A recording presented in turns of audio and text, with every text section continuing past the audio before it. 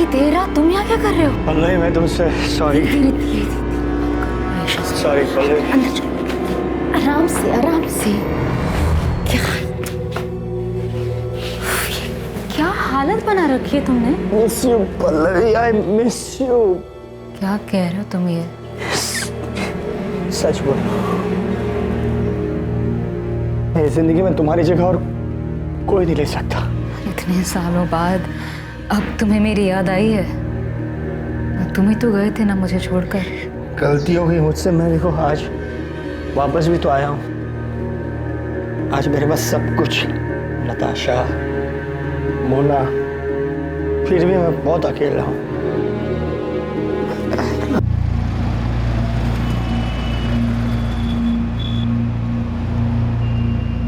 किसी के साथ सो रहे हो ना तुम? कौन है वो? कार्तिक, तुम मुझे तंग आ गए हो ना? तुम्हें अब पहले जैसे नहीं लगती मैं। क्या बकवास कर रही हो तुम Natasha? You know baby, I love you। तुम्हारे अलावा मेरी लाइफ में और कोई नहीं है। झूठ मत बोलो मुझसे। दूध पीती बच्ची नहीं हूँ मैं जो तुम्हें समझ ना पाऊँ। सब जानती हूँ मैं कार्तिक, और सच्चाई एक्सेप्ट कर ली है मैंने। बस नाम बताओ कौन है वो? Stop it! मैं तुमसे प्यार करता हूँ, इसका ये मतलब नहीं तुम जो भी बकवास करोगे मैं चुपचाप सुन लूँ। ये रोज रोज के नखरे से मैं परेशान हो गया हूँ। हाँ, परेशान तो होगी मुझसे। कोई और जो मिल गई है तुम्हें। छुटकारा पाना चाहती हो ना तुम मुझसे हमेशा के लिए?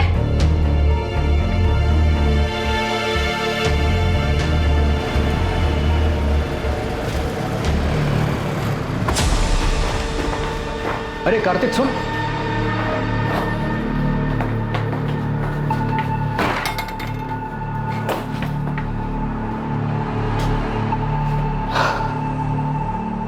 क्या बात है कार्तिक, इतना परेशान क्यों? नताशा, वो औरत मेरी जान लेकर गई। उसके सवाल कभी खत्म ही नहीं होते। कहाँ गए थे, किसके साथ थे, इतनी देर क्यों हुई, और आज तो किसके साथ सो रहे। एक मिनट का सुकून नहीं कर पाए। इसे आराम से समझाने की कोशिश कर, शायद मान जाएगी।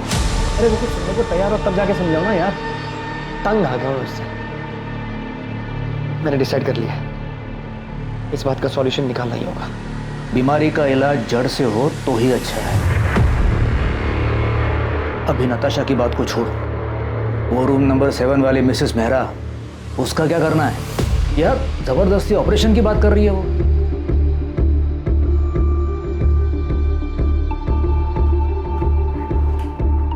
क्या हुआ? आप बहुत डिस्टर्ब लग रहे हैं। इसमें कौन सी नई बात है? फिर से झगड़ा हुआ क्या? हाँ, मेरी जिंदगी में एक ही तो परेशानी है। उसे हम पर शक है क्या? कार्तिक की बात अगर सच निकली तो सच में उसका अफेयर नहीं हुआ तो? मैं अपने पति को अच्छी तरह से जानती हूँ।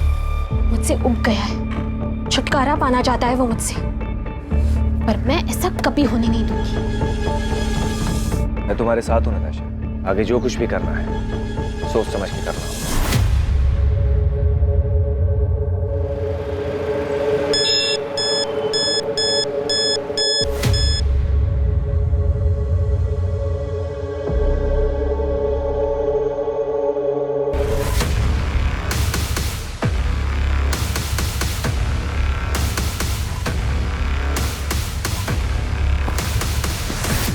ये रहा तुम्हारी चीटिंग का सबूत। अब क्या कहना है तुम्हें? ये तुम्हें कहां से मिला? झूठ है ये। अब तो झूठ बोलना बंद करो कार्तिक। यकीन करो मेरा नताशा, ये नकली तस्वीरें हैं, मॉर्फ की हुई तस्वीरें। किसी ने तुम्हें बहकाने के लिए भेजी, ट्रस्ट मी। तुम मुझे बेवकूफ बना रहे थे कार्तिक। अब तुम देखना तुम कैसे बर्बाद करती हो। अब धमकी दे रही हो तुम मुझे? तुम्हें जो समझना है तुम समझ लो। तुम भी सुन लो, मैं ऐसा होने नहीं दूंगा।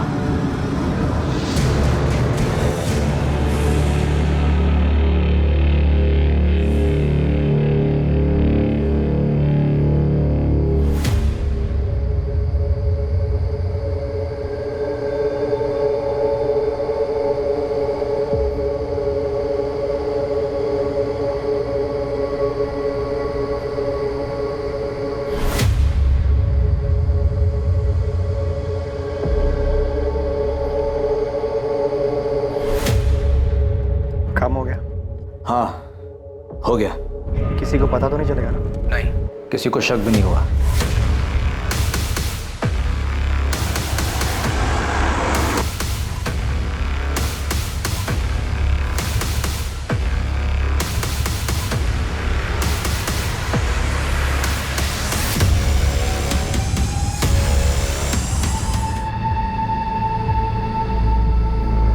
बॉडी पर और कोई भी जेवर नहीं सिवाय इस ब्रेसलेट के। इसका लॉक खुलना बहुत मुश्किल है।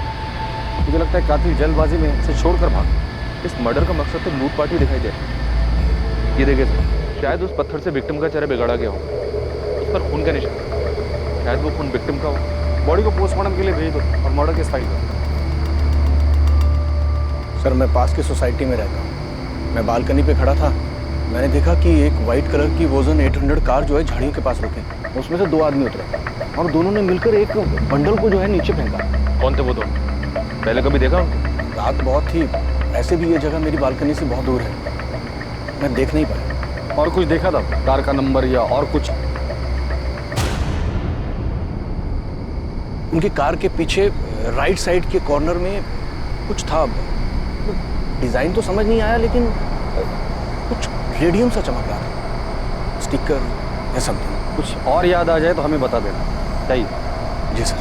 प्रधान, सबसे पहले हमें विक्टिम की आइडेंटिटी का पता लगाना है। सभी पुलिस स्टेशन में मिसिंग कंप्लेंट चेक करो। विक्टिम की डिटेल्स, कपड़े और वो ब्रेसलेट न्यूज़पेपर और सोशल मीडिया पे डाल दो। ओजोन 800 कार का पता लगाने के लिए भी सब लोगों को कहाँ पे लगाते थे? अगर कातिल तक पहुंचना है तो हमारे पास ये सिर्फ व्हाइट कलर की हचबैक कार है।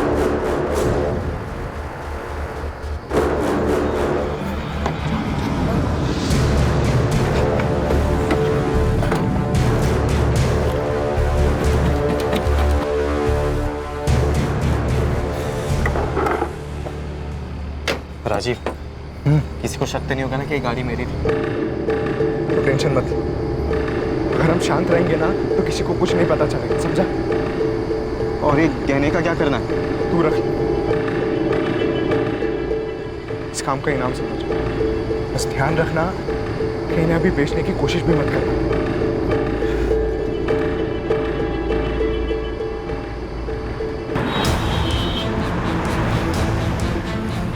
पुलिस ने अपना काम शुरू कर दिया और अगली सुबह सभी अखबारों में उस अज्ञात महिला की हत्या की खबर छपी। अज्ञात पीड़िता से जुड़ी जानकारी को सोशल मीडिया पर भी इस उम्मीद के साथ शेयर किया गया कि कोई ना कोई इस मृत महिला को पहचान लेगा। मुखबिरों को भी सक्रिय कर उस रेडियम स्टिकर वाली वोजान 800 कार का पता लगाने के लिए कहा गया, जिसका इस्तेमाल विक्टिम की लाश को ठिकाने लगाने के लिए किया गया था। पल्लवी मैम, हाँ क्या हुआ सरिता? वो शास्त्री नगर वाले केस में उन तीनों बच्चियों को कहाँ बेचा गया इसका पता चल गया।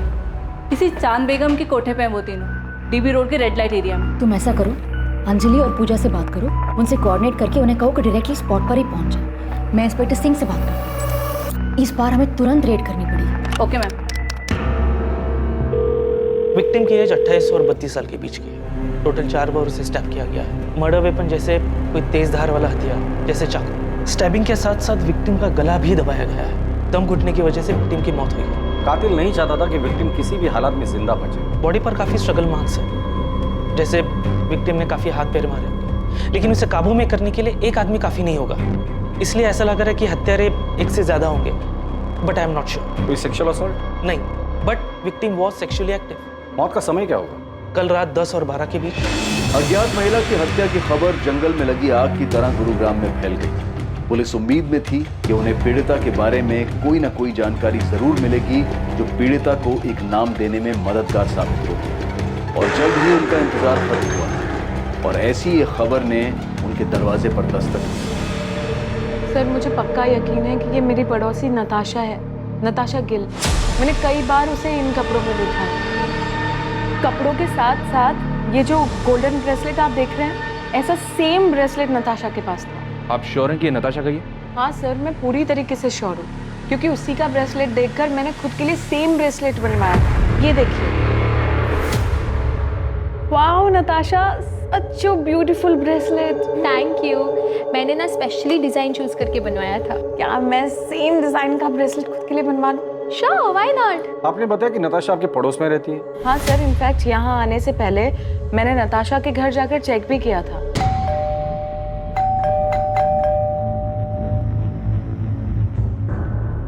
उसके बाद मैंने नताशा और उसके पति कार्तिक को फोन भी ट्राई किया, पर दोनों का नंबर स्विच ऑफ आ रहा था। ये सब देखकर मुझे लगा कि कुछ ना कुछ तो गड़बड़ है, इसलिए मैं सीधा यहाँ पर आ गई। आप मुझे कार्तिक और नताशा का नंबर लिख के दीजिए। वैसे ये दोनों काम क्या करते हैं? सर, कार्तिक डॉक्टर है और उसका खुद का नर्सिंग होम भी है। Fit and care nursing home जो जीवन चौक पर है, और नताशा टीचर है, स्कूल में हायर क्लासेस को पढ़ाती है। नताशा और कार्तिक के बीच रिलेशन कैसा था? देखने से तो सब ठीक ही लगता था सर, पर कभी कभी नताशा की बातों से ऐसा लगता था कि वो अपने हस्बैंड को लेकर बहुत पसेसिव थी। सर, कार्तिक और नताशा दोनों के फोन स्विच ऑफ। कोई और नंबर है? मेरा मतलब है माँ बाप या कोई रिलेटिव? नहीं सर, मेरे पास तो कोई नंबर नहीं है, पर आप उज्ज्वला से पूछ सकते हैं। वो मेरे यहाँ काम करती है और नताशा के यहाँ पर भी वही काम करती है।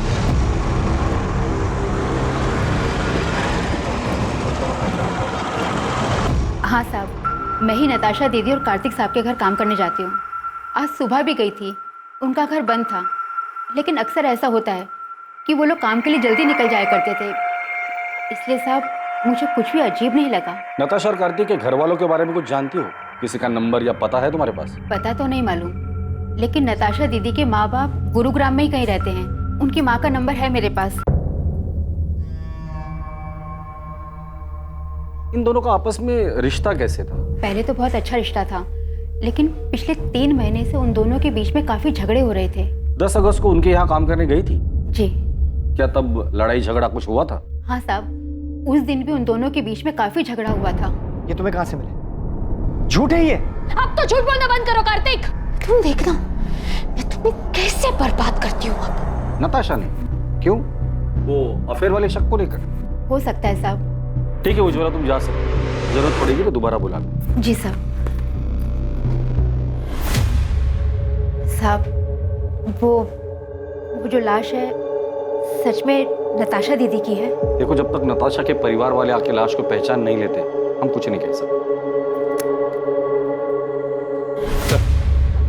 नताशा के पेरेंट्स से बात हो गई है, वो डेड बॉडी की पहचान करने के लिए हॉस्पिटल आ रहे हैं। लेकिन सर, कार्तिक के बारे में उन्हें भी कोई खबर नहीं। अगर वो लाश नताशा की है तो बड़ी अजीब बात है। बीवी को मरे 2 दिन हो गए और पति गायब है।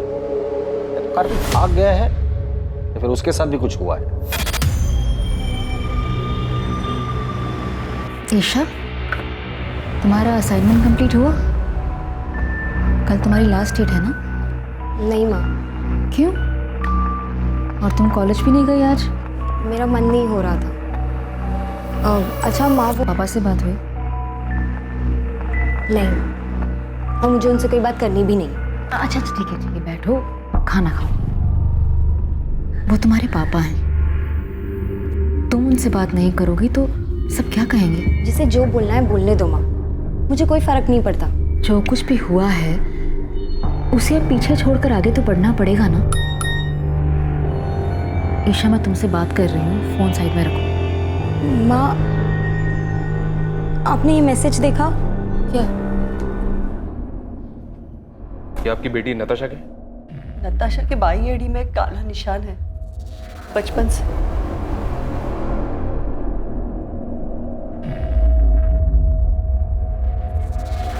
नताशा, नताशा, नताशा,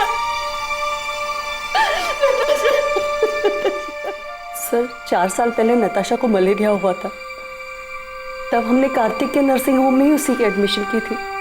कार्तिक और नताशा पहली बार वहीं पे मिले थे। हमें उनके रिश्ते के बारे में बहुत बाद में पता चला। कार्तिक मुझसे 12 साल बड़ा हुआ तो क्या हुआ, उसे क्या फर्क पड़ता है?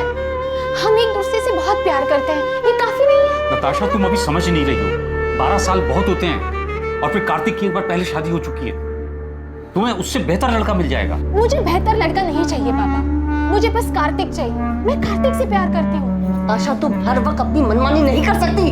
आखिर समाज में भी हमारी कुछ इज्जत है। पापा प्लीज एक बार सोच कर तो देखो, कार्तिक में क्या कमी है? कार्तिक अच्छा लड़का है, अच्छा कमाता है, डॉक्टर है, और सबसे बड़ी बात वो मुझसे बहुत प्यार करता है। Can I interrupt sir? Sir, मैं आपसे वादा करता हूँ मैं नताशा का ख्याल रखूंगा, आपको कोई शिकायत का मौका नहीं। तुम्हारा पहले डाइवोर्स क्यों हुआ था? पापा, अब पुरानी बातें उठाने से क्या फायदा? कार्तिक आगे बढ़ चुका है अब मेरे साथ, और हम एक दूसरे के साथ बहुत खुश हैं। नताशा को हम दुखी नहीं देख सकते थे, इसलिए हमें उसकी जिद के आगे झुकना पड़ा। क्या आप लोगों को पता है कि कार्तिक की जिंदगी में नताशा के अलावा भी एक दूसरी औरत थी? क्या? सर, ये क्या कह रहे हैं आप?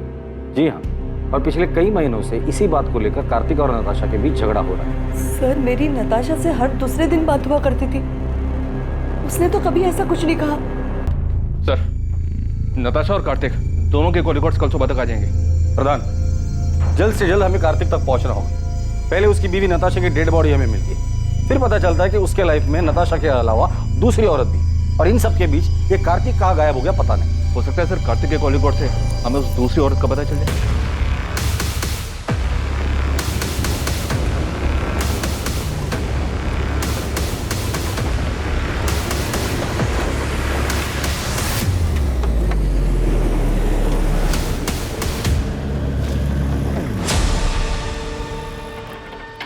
क्या भाई, कब से देख रहा हूँ पीछा कर रहा है मेरा।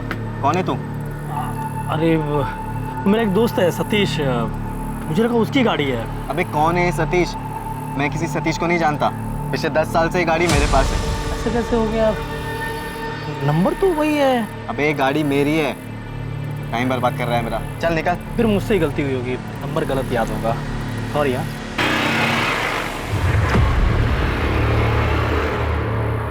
हाँ विक्रांत बोल। राजीव, वो एक आदमी मेरा पीछा कर रहा था गाड़ी से। पीछा कर रहा था? तो तूने क्या किया? मैंने उससे जब पूछा तो बोल रहा था कि किसी सतीश की गाड़ी है ये। तूने उसकी शक्ल देखी ना? वो दिखने में कैसा था? मतलब पुलिस वाला लग रहा था क्या तुझे? नहीं, पुलिस वाला तो नहीं लग रहा था वो। तू फालतू में टेंशन ले रहा। अबे हमने पीछे कोई सबूत छोड़ा ही नहीं है, कोई तुझ तक नहीं पहुंच पाएगा विक्रांत। ठीक है राजीव। सर, कॉल रिकॉर्ड्स के हिसाब से नताशा रात को 10 बजे अपने घर वाले एरिया से बाहर निकली थी। फिर उसका फोन एक जगह से दूसरी जगह लगातार मूव होता रहा और 1 घंटे बाद तकरीबन रात को 11 बजे उसका फोन स्विच ऑफ हो गया। उसके फोन पर लास्ट कॉल रात को 9:30 बजे था सर, 44756 इस नंबर से। मतलब कॉल आने के आधे घंटे बाद वो घर से निकली, जरूर कॉलर से मिलने गई। किसका नंबर है? ये नंबर भी स्विच ऑफ है, इसकी भी डिटेल्स निकल पा रहा हूँ। कार्तिक का कुछ पता चला? उसके कॉल रिकॉर्ड्स क्या कहते? सर 10 अगस्त की रात को कार्तिक का फोन रात को 11:50 पर स्विच ऑफ हुआ था। उसका last location new Delhi airport है। मतलब मर्डर करके सीधा भागने का प्लान था। सर कार्तिक के कॉल रिकॉर्ड में 2 नंबर्स और मिले। एक है मोना सहगल का और दूसरा है डॉक्टर अभय सचदेवा का। कार्तिक ने फोन स्विच ऑफ करने से जस्ट पहले इस डॉक्टर अभय सचदेवा को कॉल किया था। ये अभय उसी के नर्सिंग होम में उसके साथ काम करता है। और ये मोना? ये भी कार्तिक के नर्सिंग होम में नर्स है सर। कार्तिक और मोना के बीच पिछले 3 महीनों से काफी बातें हो रही थी। कार्तिक का जिसके साथ अफेयर चल रहा है वो दूसरी औरत मोना ही है। पता नहीं इस मोना को पुलिस स्टेशन बुलाओ और तुम फिट एंड के नर्सिंग होम में जाकर डॉक्टर अभय से मिलो और कार्तिक के बारे में पता करो। नताशा का मर्डर हो गया? कब? कैसे? और कार्तिक, क्या उसे पता है? ये तो आप बेहतर बता सकते हैं। अब क्या कह रहे हैं सर? 10 अगस्त की रात को 10 से 12 के बीच नताशा का मर्डर होता है और उसी दौरान कार्तिक आपको कॉल करता है। काम हो गया? हाँ हो गया। उसकी लास्ट लोकेशन एयरपोर्ट है और उसके बाद से उसका फोन स्विच ऑफ। कहाँ छुपा हुआ है कार्तिक? सर कार्तिक सर मुंबई गए हैं मेडिकल कॉन्फ्रेंस के लिए। 10 तारीख की रात की उनकी फ्लाइट थी। मेडिकल कॉन्फ्रेंस के लिए गया तो फोन क्यों स्विच ऑफ? सर मुझे नहीं पता, बल्कि मैंने और अभय सर ने तो कई बार उनका नंबर ट्राई किया। अच्छा, तुम्हारे और कार्तिक के बीच रिलेशन क्या है? वही सर जो एक डॉक्टर और नर्स के बीच में होता है। ये तुम दोनों के कॉल रिकॉर्ड। नर्सिंग होम में दिन भर काम करने के बाद हर रात इतनी देर किस बात पर डिस्कशन करते हो तुम दोनों? नताशा को मारने का प्लान तुम दोनों ने मिलकर बनाया था? नहीं सर, ऐसी कोई बात नहीं है। ऐसे कैसे कोई बात नहीं है डॉक्टर अभय? कार्तिक ने उस रात को लास्ट कॉल आपको ही किया था। कि वो नर्सिंग होम की सप्लाईज के बारे में बात करनी थी। क्या बात करनी थी? कंसाइनमेंट डिले हो गया था ना, उस बारे में। किस चीज़ का कंसाइनमेंट? कहाँ से आने वाला था और कब आने वाला था? जी वो डॉक्टर अभय, आप झूठ बोल रहे हैं। अभी आप हमें सीधी तरह से बताइए कि कार्तिक ने नताशा के मर्डर के बारे में आपको क्या बोला? आप गलत समझ रहे हैं सर। मैं आपको सब सच सच बताता हूँ। हमारे हॉस्पिटल की एक नर्स ने एक पेशेंट को गलत दवाई दे दी थी, जिस वजह से उसकी कंडीशन बहुत सीरियस हो सकती थी। वो तो फॉर्चुनेटली टाइम पे पता चल गया और सब संभल गए। सर यही चेक करने, कंफर्म करने के लिए कार्तिक ने मुझे कॉल किया था। तो मतलब मर्डर के साथ साथ आप लोग मेडिकल नेग्लिजेंसी को भी कवर अप करते हैं? हाँ सर, मैं मानती हूँ कि मेरा और कार्तिक का अफेयर है, लेकिन नताशा के मर्डर के बारे में मुझे कुछ भी नहीं पता। तो मर्डर वाली रात तुम दोनों साथ में क्या कर रहे थे? तुम दोनों की सेल लोकेशन से साफ पता चलता है कि मर्डर वाली रात तुम दोनों रात 9 बजे से लेकर 11 बजे तक साथ में थे। एक्चुअली हम लोग ब्लू मून होटल में थे। लेकिन नताशा को हमारी फोटोज कहाँ से मिली? यही तो मेरी समझ में नहीं। धमकी भी दे रखी है मुझे, तो मुझे बर्बाद कर देगी। तो अब आगे क्या करना है?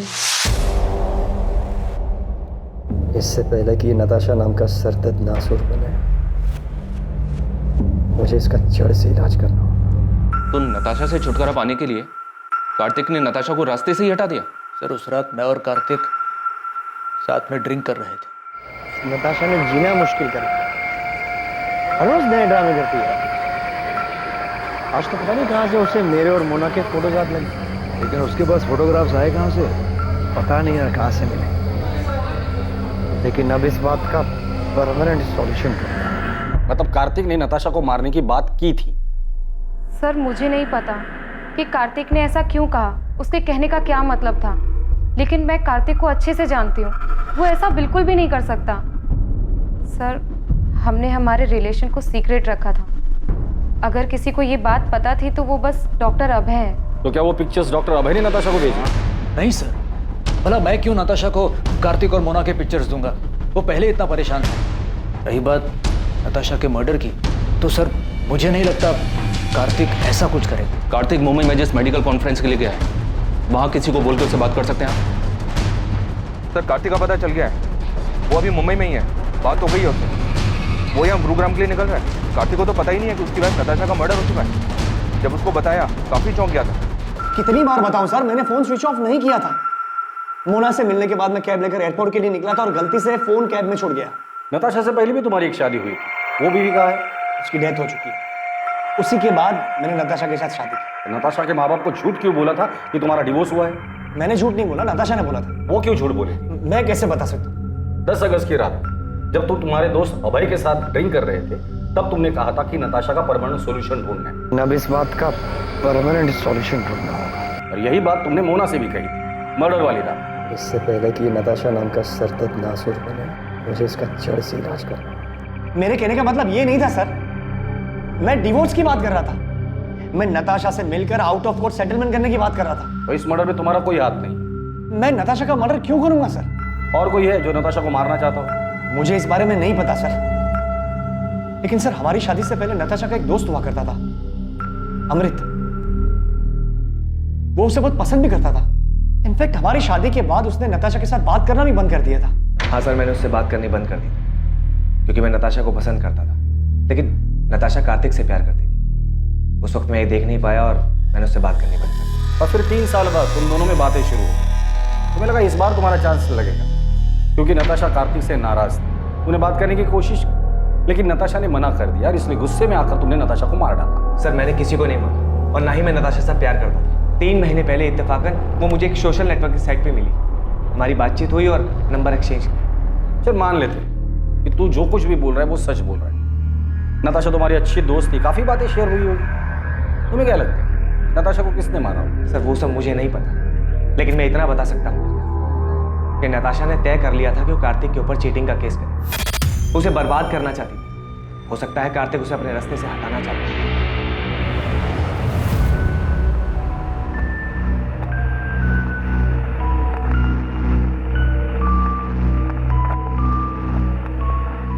ये कार्तिक तो हमारे साथ गेम खेल रहा है। मतलब इसने हमसे कहा था कि इसकी एक्स वाइफ की डेथ हो चुकी है। तो क्या वो जिंदा है? वो जिंदा ही नहीं है सर, वो नताशा के क्रिमेशन में भी आई थी।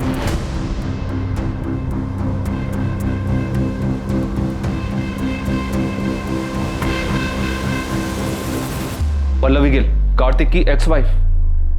कार्तिक ने हमसे ये क्यों कहा कि उसकी एक्स वाइफ की डेथ हो चुकी है? मुझे नहीं पता। हमारे रिश्ते के बारे में सभी लोग जानते हैं, कुछ छुपा नहीं है इसमें। नताशा भी हमारे रिश्ते के बारे में जानती थी। अब लोगों को डिवोर्स क्यों हुआ? डिवोर्स नहीं हुआ है हमारा। मतलब आप दोनों का डिवोर्स नहीं हुआ था और उसके बावजूद कार्तिक ने नताशा से शादी कर ली थी? मैं जानता हूं तुम्हें हर्ट कर रहा हूं, लेकिन अब और धोखे में रखना नहीं चाहता। कार्तिक हम तो एक साथ खुश थे ना, फिर ये अचानक से क्या हो गया? पल्लवी, मैं नताशा को शादी करने का वादा कर चुका। कार्तिक अपना मन बना चुका था। वो नताशा से प्यार करता था और मेरे पास उसे रोकने की कोई वजह बची नहीं थी। आप दोनों की शादी कब हुई? 2007 में लव मैरिज थी। दोनों का कोई बच्चा? अच्छा माँ, वो पापा से बात हुई, वैसे नताशा की वजह से आप दोनों की शादी टूटी थी, तो नताशा के लिए आपके दिल में रंजिश तो रही होगी। नताशा के लिए रंजिश रखकर मैं क्या करती? मैंने जो किया था उसका किया तो भुगतना ही था। मतलब मैं कार्तिक की पहली बीवी नहीं हूँ ना, मैं उसकी दूसरी बीवी हूँ। क्या? तो उसकी पहली बीवी कौन है और कहाँ है? गीता नाम है उसका, रोहतक से है वो। जब कार्तिक मुझसे मिला था वो शादीशुदा था, हमारे बीच में प्यार हुआ, मैं उनके बीच में आ गई थी, तो उसने गीता को डिवोर्स दे दिया। मतलब आप कह रही है कि कार्तिक की 3 शादियां हो गई है और उसके बावजूद अभी उसका किसी और के साथ अफेयर चल रहा है? कार्तिक हमेशा ऐसे ही खुदगर्ज था, बस मैं प्यार में अंधी हो गई थी। गीता कार्तिक की पहली थी, उसका एड्रेस है आपको?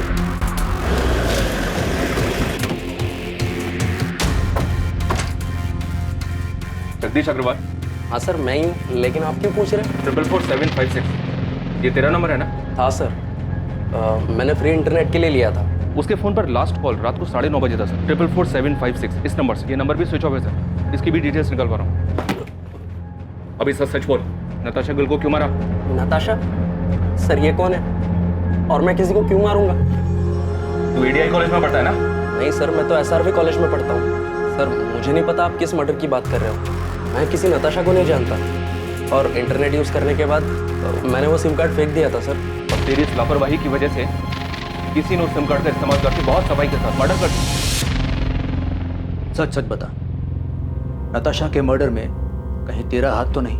दिमाग खराब हो गया तेरा, क्या बोलना क्या चाहता तू? पुलिस को तुझ पे उस रात तूने कहा था कि तू नताशा से काफी परेशान था, उससे पीछा छुड़ाने के लिए कुछ करने की सोच रहा था। हाँ भाई, मैं मुंबई से लौटने के बाद नताशा के साथ डिवोर्स देने की सोच रहा था। ये बात तू मुझे उस रात भी कह सकता था। मुझे भरोसा नहीं मुझे। मैं तुझ पे भरोसा करना चाहता हूँ। एंड आई ट्रूली होप कि तू सच बोल रहा है।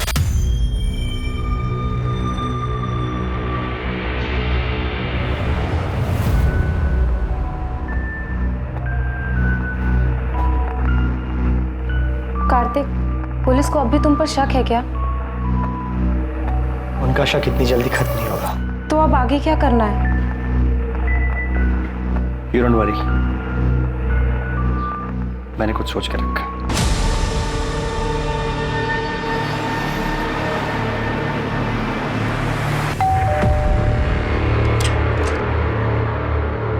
गीता कक्कड़ जी। जी, कार्तिक और मेरी शादी तो बहुत ही कम उम्र में करा दी गई थी, और जैसे ही उसकी पढ़ाई कंप्लीट हुई तो दिल्ली के एक हॉस्पिटल में उसकी जॉब भी लग गई।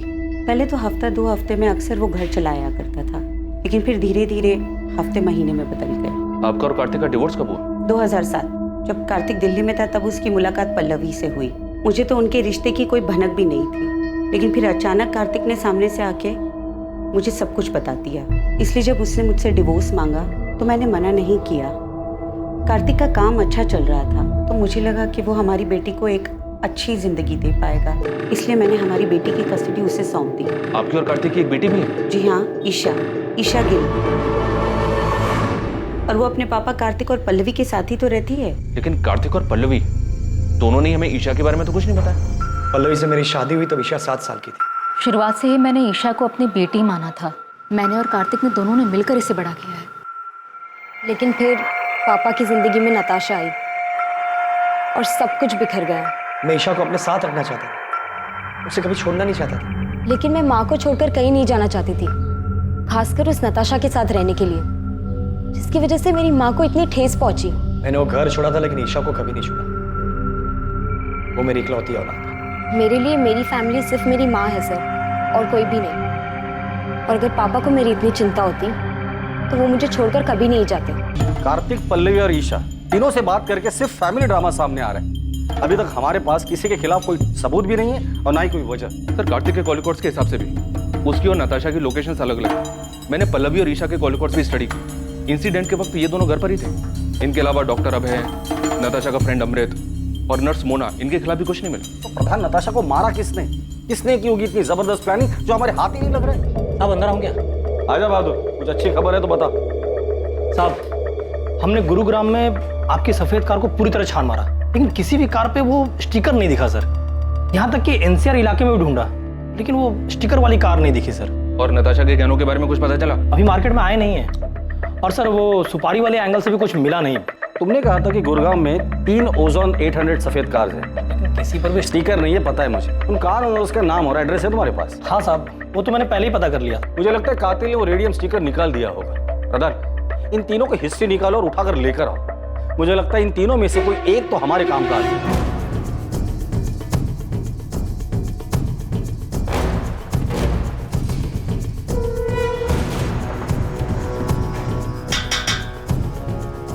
क्या हुआ सर? विक्रांत मेरा बेटा है। कहाँ है? वो तो गैरेज में गया है काम कर। विक्रांत जहाँ काम करता है वहाँ का एड्रेस दीजिए। सब क्या हुआ मुझे?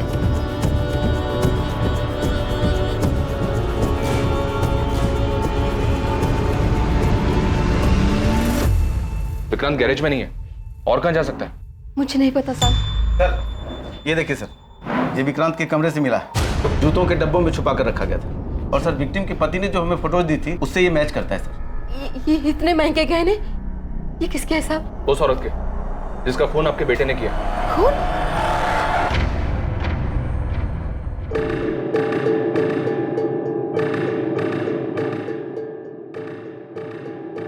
हाँ विक्रांत बोल। राजीव, अबे पुलिस मेरे घर तक पहुंच गई। तूने तो कहा था कि कुछ भी नहीं होगा। क्या बोल रहा है विक्रांत तू? अबे सच बोल रहा हूँ, बाल बाल बच गया मैं। तू अभी कहाँ पर है?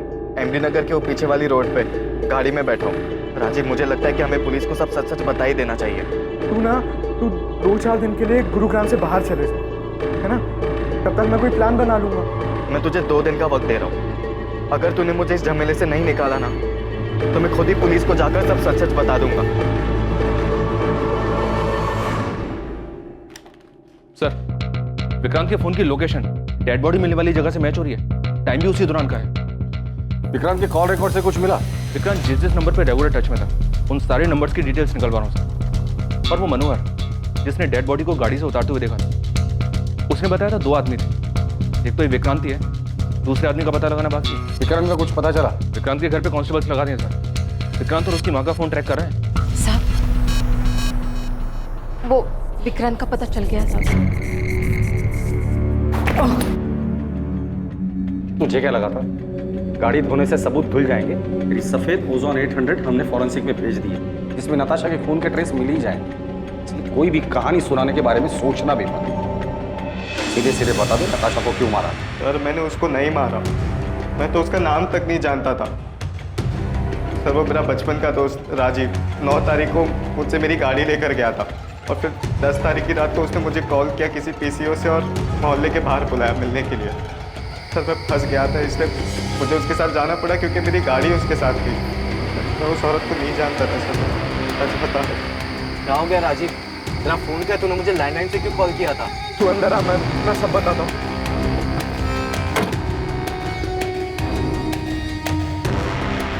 राजीव तू इतना बौखलाया हुआ क्यों है? कुछ बताएगा मुझे क्या हुआ? तू मेरी बात सुन। मुझे कुछ नहीं सुना भाई, गाड़ी साइड में लगा। मेरी बात तो सुन विक्रांत, ये मर चुकी और अब हम दोनों को मिलकर इसकी लाश को ठिकाने लगाना है, समझा?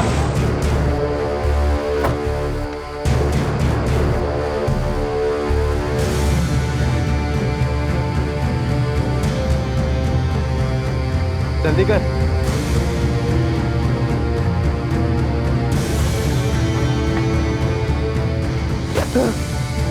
जल्दी कर।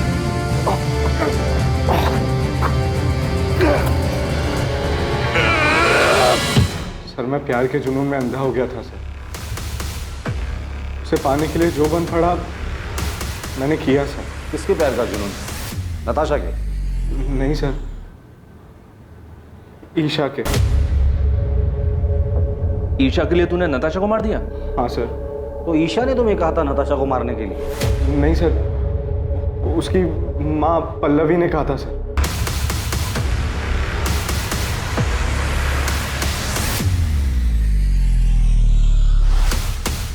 पल्लवी मुझे बिल्कुल पसंद नहीं करती थी क्योंकि मैं उसकी बेटी के स्टेटस के बराबर नहीं था।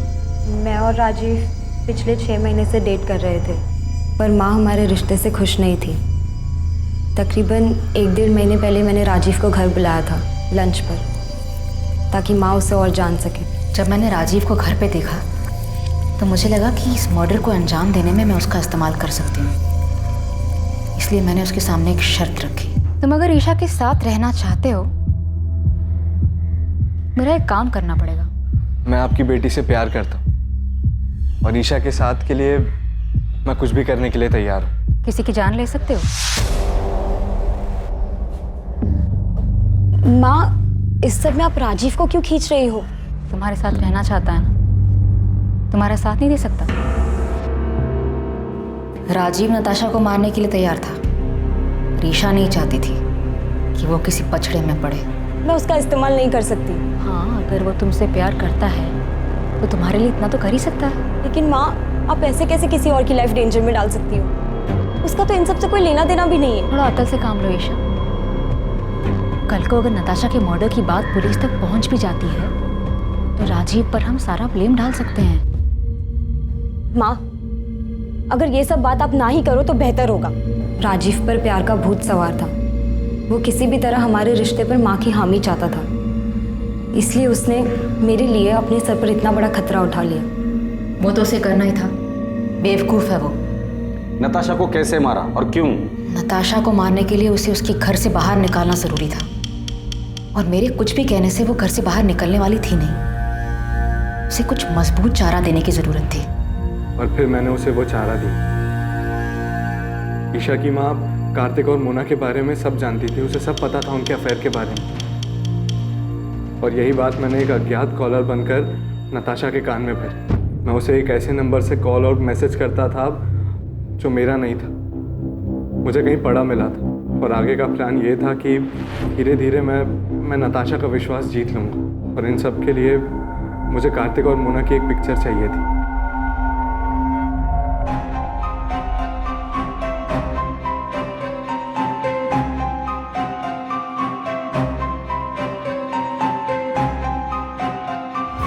प्लान के मुताबिक 10 अगस्त को राजीव ने वो फोटोज उसे दिखाए। मुझे पता था नताशा वो फोटोज देखकर बहुत अपसेट हो गई। फिर रात 9:30 बजे मैंने नताशा को कॉल कर मिलने बुलाया।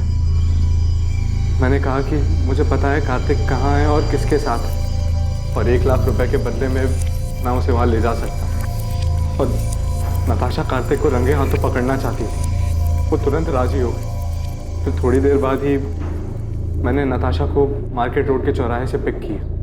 कहाँ है कार्तिक? किसके साथ है? मैं आपको वहीं लेके जा रहा हूँ। आप पैसे लाए हो? हाँ, पूरे 1 लाख है, पर काम हो जाने के बाद। ये कहाँ लेके आ गए हो तुम मुझे? यहाँ जंगल के बीच में तुमने गाड़ी क्यों रोक दी? बस 1 मिनट। पल्लवी, ईशा, तुम दोनों यहाँ पे क्या कर रहे हो? क्राइम कैसे हुआ ये तो आपने हमें बता दिया, पर एक सवाल अब भी बाकी है पल्लवी जी। क्यों? वजह क्या थी नताशा को मारने की? कार्तिक मेरा था, कानूनी तौर से भी और मन से भी। वो मेरा पति था और नताशा ने उसे मुझसे छीन लिया था, इसलिए मुझे उसको अपने रास्ते से हटाना था। लेकिन आप दोनों तो बहुत साल पहले अलग हुए थे, तो फिर क्यों? क्योंकि मैं कार्तिक को बहुत अच्छी तरह से जानती हूँ। शादी के दौरान भी उसके कई सारे अफेयर्स हुए, पर हर बार वो मेरे पास लौट कर आया था। और नताशा आने के बाद वो लौट कर नहीं आया? हाँ, पता नहीं उसने क्या जादू कर दिया था। जब पहली बार मुझे कार्तिक ने बताया नताशा के बारे में कि वो उसे शादी करना चाहता है, तो मैंने उसकी बात मानी नहीं, कि मुझे तब भी उम्मीद थी कि वो मेरे पास वापस लौट कर आएगा। पर उसने शादी की, और तब मुझे बहुत बड़ा धक्का लगा। माँ इस बात को मान ही नहीं रही थी कि पापा ने शादी कर ली। उन दिनों इन्हें संभालना बहुत मुश्किल हो गया था, जैसे इन्होंने अपना संतुलन ही खो दिया हो। और इन सब के जिम्मेदार मेरे पापा थे, इसलिए मैं उनसे आज भी उतनी ही नफरत करती। धीरे धीरे सब ठीक होने लगा था, माँ की तबीयत भी संभलने लगी थी, पर कार्तिक गिल को हमारी खुशियाँ कहाँ मंजूर थी। कार्तिक, इतनी देर रात तुम यहाँ क्या कर रहे हो? पल्लवी, मैं तुमसे सॉरी। सॉरी पल्लवी। आराम से, आराम से। क्या हालत बना रखी है तुमने? Miss you Pallavi, I miss you. क्या कह रहे हो तुम ये? सच बोलो, मेरी जिंदगी में तुम्हारी जगह और कोई नहीं ले सकता। इतने सालों बाद अब तुम्हें मेरी याद आई है? तुम ही तो गए थे ना मुझे छोड़कर। गलती हो गई मुझसे, मैं देखो आज वापस भी तो आया हूँ। आज मेरे पास सब कुछ, नताशा, मोना, फिर भी मैं बहुत अकेला हूँ।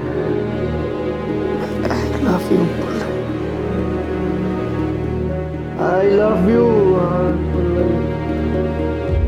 कार्तिक के साथ वो रात गुजारने के बाद मेरी समझ में आ गया था कि कार्तिक अब भी मुझसे प्यार करता है और नताशा ही हमारे रास्ते का कांटा थी। इसलिए नताशा को रास्ते से हटाने का प्लान तुमने बना लिया और उसमें ईशा को भी शामिल कर लिया। क्या माँ, आपको समझ भी रहा है आप क्या सोच रही हो? तुम नहीं समझ रही हो मैं क्या बोल रही हूँ। नताशा के जाने के बाद सब कुछ पहले जैसा हो जाएगा। हम सब लोग खुशी खुशी रहने लग जाएंगे। तुम्हारे पापा भी हमारे साथ रहेंगे। माँ प्लीज संभालो खुद को और मेरी बात को समझो। ये सब करने का कोई फायदा नहीं होगा माँ। पापा लौटकर नहीं आने वाले। प्लीज मेरी मदद करो। मैं अपनी माँ की तरह सपनों में नहीं जीती। मैं जानती थी ऐसा कुछ नहीं होगा। पापा की फितरत बदलने वाली नहीं थी। जब तुम्हें ये सब कुछ पता था तो माँ का साथ क्यों दिया? क्योंकि ये मेरी माँ है। बचपन से सिर्फ इन्होंने ही मुझे प्यार दिया है। मेरे अपने माँ बाप तक को मेरी कोई फिक्र नहीं है। उन्होंने कभी मुझे अकेला नहीं छोड़ा। और जहाँ तक बात नताशा की थी, तो मेरी माँ की हालत की जिम्मेदार वही है। उसी ने हमारा घर तोड़ा था। सच कहूँ, उसे मारने का मुझे कोई गम नहीं। तुम लोगों की जिंदगी अच्छे से कट रही थी। तुम दोनों को देखकर कोई नहीं कहेगा कि ईशा तुम्हारी असली बेटी नहीं है और तुम उसकी असली माँ नहीं। इतना सब कुछ अच्छे से चल रहा था, वो एक झटके में तुमने खत्म कर दिया। एक ऐसे आदमी के लिए जिसने बार बार ये साबित किया है कि वो तुम्हारा ही नहीं किसी का भी अच्छा पति बन ही नहीं सकता। और तुम्हारा घर नताशा ने नहीं तोड़ा है, कार्तिक, जिसे अपना घर, परिवार की या शादी इस शब्द की इज्जत करने आती ही नहीं है। बेटा ये तुमने क्या कर दिया? क्यों किया ऐसा? नताशा ने तुम लोगों का क्या बिगाड़ा था? नताशा ने नहीं, आपने बिगाड़ा। शौक क्यों हो रहे हैं? शादी और रिश्तों का मजाक बनाना तो आपकी आदत है ना। किसी के साथ रहना नहीं रहना ये तो आपकी मर्जी है। जब जी चाहा तब आप वापस आ गए और जब जी चाहा तब छोड़ दिया। पहले गीता, फिर माँ, नताशा और अब मोना। उसके साथ भी आप यही करेंगे ना? न जाने कितनी लड़कियों के साथ आपने सेम ड्रामा किया होगा। आपको तो ये भी नहीं पता कि इन सब चीजों का मुझ पे कितना बुरा असर पड़ा है। मुझे तो शर्म आती है कि मैं आपकी बेटी हूँ।